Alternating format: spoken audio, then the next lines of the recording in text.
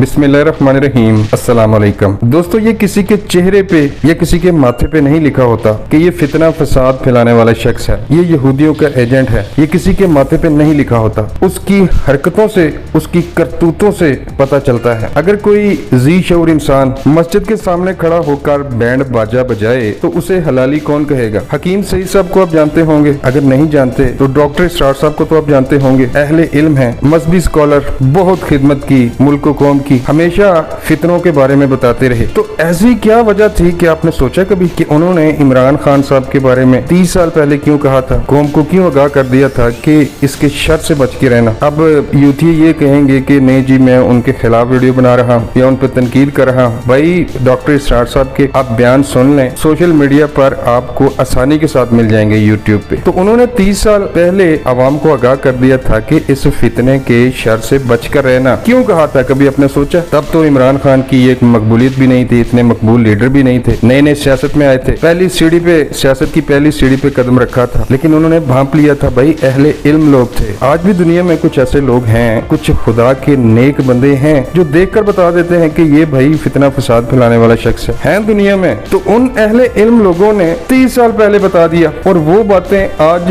बिल्कुल सच साबित हो रही हैं। वो जान चुके थे इसे, उन्होंने पढ़ लिया था इन्हें। आज आप देखें, आधे से ज्यादा मुल्क डूब चुका है सैलाब में। मैं बलूचिस्तान होके आया हूँ, यकीन करें वो तो पहले ही बहुत गरीब लोग थे, 3 वक्त की रोटी नहीं मिलती उन्हें, तो पहले ही वो गरीब लोग थे। अब सैलाब ने सब कुछ उजाड़ दिया। अगर आप बलूचिस्तान में जाएं तो छोटे छोटे बच्चे बेआसरा, बेयारो मददगार रोटी की तलाश में फिर रहे हैं। उनके पास छोटे छोटे बर्तन हैं सिल्वर के, वो आगे करते हैं कि भाई हमें पैसा नहीं, हमें रोटी दो, हमें सर छुपाने के लिए खैमा दो। इतनी गुर्बत है वहाँ, इतने बेबस और बेहाल लोग हैं। मुफलसी की तस्वीर नजर आती है। अगर आपने गुर्बत देखनी है तो इस वक्त आप बलूचिस्तान चले जाएं या फिर KPK के उन इलाकों में चले जाएं जहां सैलाब ने तबाही मचाई है। पूरी आवाम एक नुक्ते पे खड़ी है और वो मैंने वहां पर देखा, मुझे वहां पर पाकिस्तान के कई इदारे नजर आए, कई फलाही ग्रुप नजर आए,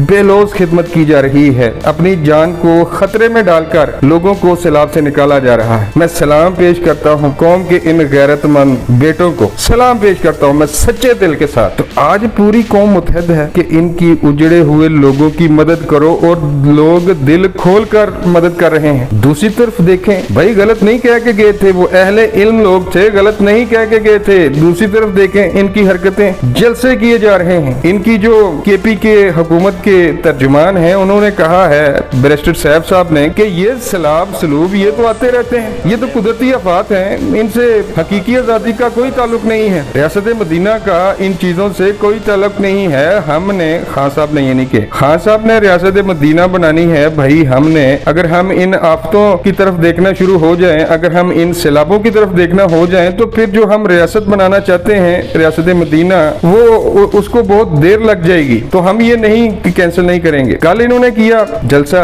जेल में, ये फवाद चौधरी की तस्वीर देख लें, इसकी शक्ल देखें पहले आप गौर से। आज ये टीवी पे बैठ के दावे कर रहे हैं कि नहीं जी बहुत कामयाब जलसा था। अगर कामयाब जलसे हो तो शक्लें ऐसी नहीं होती। नूर नाम की कोई चीज अगर इसके मुंह पे है तो मुझे बता दें। तो जलसे जुलूस किए जा रहे हैं, शर्म नाम की बिल्कुल भी चीज नहीं है इनमें, और फितना फसाद इस हवाले से फैला रहे हैं। मैं आपको बताता चलूं कि इन्होंने पाकिस्तानी आवाम की पीठ में छुरा घोंपा है, ऐन मौके पे घोंपा है जब मुल्क सैलाब में डूबा हुआ है। ये जलसे कर रहे हैं, मुल्क को पैसों की जरूरत है, ये तो खजाने खाली करके चले गए थे, ये तो बारूदी सुरंगें बिछाकर चले गए थे कि जो आएंगे वो इस गड्ढे में गिरेंगे, तो वो वाकई गिरे इस गड्ढे में। बहरहाल उन्होंने जो कुछ उनसे हो सका उन्होंने किया, आज भी कर रहे हैं। मुल्क को दिवालिया होने से बचाने की हर मुमकिन कोशिश की जा रही है। IMF के साथ उन्होंने डील की ऐन मौका पर, जब कर्ज की किस्त मिलने वाली थी, जब IMF के साथ पाकिस्तान के मामलात सेट होने वाले थे, इन्होंने IMF को खत लिख दिया कि इनको अपने पैसे नहीं देने, इनको अपने पैसे नहीं देने, हम इस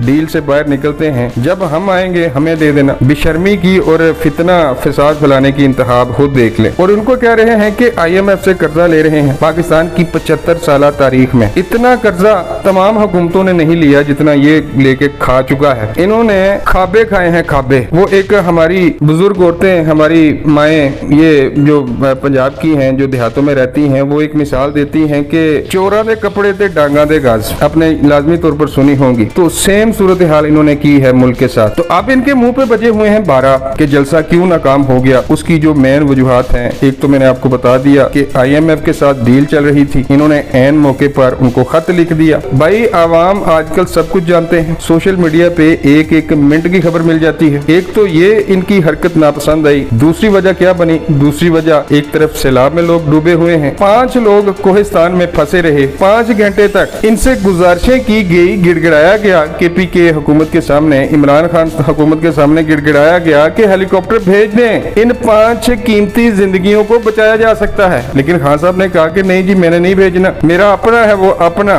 वो मेरे जाती इस्तेमाल में है, इन जैसे लोगों के लिए मैं अपना हेलीकॉप्टर भेज दूं। 5 नौजवान यानी कि 5 खानदान खां की झूठी अना की नजर हो गए, 5 वहां मारे गए बेचारे। एक ये गुस्सा था आवाम को। तो यहाँ सूरत हाल बदलते देर नहीं लगती, गेम इनके हाथ से निकल चुकी है। आवाम इनसे नफरत कर रहे हैं इनकी अपनी हरकतों की वजह से, और आवाम को पता चल चुका है कि वो अहले इल्म बिल्कुल खान साहब के बारे में एक एक हर्फ, एक एक वर्ड उनका सच साबित हो रहा है। ये अक्सर अपने जलसों में ये कहते रहते हैं, जो इनके दिल की ख्वाहिश है वो अपने जलसों में ये जुबान पर लाते रहते हैं, कभी जलसों में, कभी किसी प्रेस कॉन्फ्रेंस में, कभी किसी टेलीविजन इंटरव्यू में, और खासतौर पर जो बैरून ममालिक ये इंटरव्यू देते हैं उनमें ये कहते हैं कि ये मुल्क 3 हिस्सों में तकसीम हो जाएगा। यही एजेंडा है इनका। इसी एजेंडे के तहत इनको पाकिस्तान पे मुसल्लत किया गया है कि पाकिस्तान को 3-4 हिस्सों में तकसीम किया जाए। और जिनको ये गालियां दे रहे हैं मिस्टर एक्स और मिस्टर वाई, अगर वो इस मुल्क में ना हो या कमजोर हो, 71 में हमारा मुल्क क्यों टूटा था? भारत की क्या मजाल है कि पाकिस्तान को तोड़ जाता? पाकिस्तान जैसी आर्मी के सामने अल्लाह के फजल और करम से कोई टिक नहीं सकता, अमेरिका की आर्मी भी नहीं टिक सकती। वो तो टेक्नोलॉजी के सर पर जंग लड़ते हैं, हमारे जवान जज्बे के साथ जंग लड़ते हैं। तो भारत की क्या औकात थी कि हमें तोड़ जाता? ये हमारे हुक्मरानों की आपस में लड़ाइयां थी कि 71 में मुल्क 2 टुकड़ों में तकसीम हो गया। सेम सूरत हाल थी जो आज बनी हुई है। तो जिनको ये गालियां देते हैं, अगर वो कमजोर हो जाएं, तो ये सियासतदान, इमरान नियाजी जैसे सियासतदान, ये तो मुल्क को बेच के कहा जाए। फौज को गालियां दे रहे हैं मिस्टर एक्स और मिस्टर वाई। हिम्मत है तो नाम ले उनका। अगर तू इतना बहादुर लीडर है तो फिर नाम लो उनका कि मिस्टर एक्स मैं फलां बंदे को कहता हूँ, मिस्टर वाई मैं फलां बंदे को कहता हूँ। जिस तरह कम पानी में मछली तड़पती है, बिल्कुल सेम सूरत हाल इस वक्त खान साहब की है। ये चाहते हैं कि दोबारा इन्हें वजीर आजम बनाया जाए और एजेंसियां और फौज मेरा साथ दे। तो भाई वो अब ऐसा नहीं करेंगे, वो अब साइड पे हो चुके हैं, वो न्यूट्रल हैं, लेकिन वो मुल्क के साथ खिलवाड़ भी नहीं करने देंगे। भाई इस रियासत के वाली वारिस बैठे हुए हैं, आप जो एजेंडा लेके आए हो उस पे आप इस पे अमल दरामद वो नहीं करने देंगे। तो ये तड़प इसलिए रहा है कि ये जान चुका है कि वजीर आजम तो ये नहीं बन सकता। इसका मुस्तकबिल ये है कि या तो इसने नाअहल होना है, और जितने इस पे करप्शन के इल्जामात हैं अगर वो साबित हो गए तो ये बंदा तो अपनी अगली उम्र जेल में गुजारेगा, या फिर जिन लोगों ने इन्हें भेजा है हो सकता है कि वो इसे यहाँ से निकालने में कामयाब हो जाएं। तो इसलिए ये तड़प रहा है, जलसे पे जलसे इस वजह से किए जा रहे हैं कि जल्दी से जल्दी मुझे वजीर आजम बनाया जाए, ताकि जो एजेंडा मैं लेके आया हूँ इससे पहले कि अवाम को पता चल जाए, मैं जल्द अज जल्द इस मुल्क को तबाह करूँ और उसके बाद यहाँ से फरार हो जाऊँ। तो ये है जी सारी सूरत हाल। अल्लाह इस मुल्क पर अपना करम नाज़िल फरमाए। वीडियो अच्छी लगे तो लाइक करें और चैनल सब्सक्राइब करें। मिलता हूँ किसी नई वीडियो में। अल्लाह निगहबान।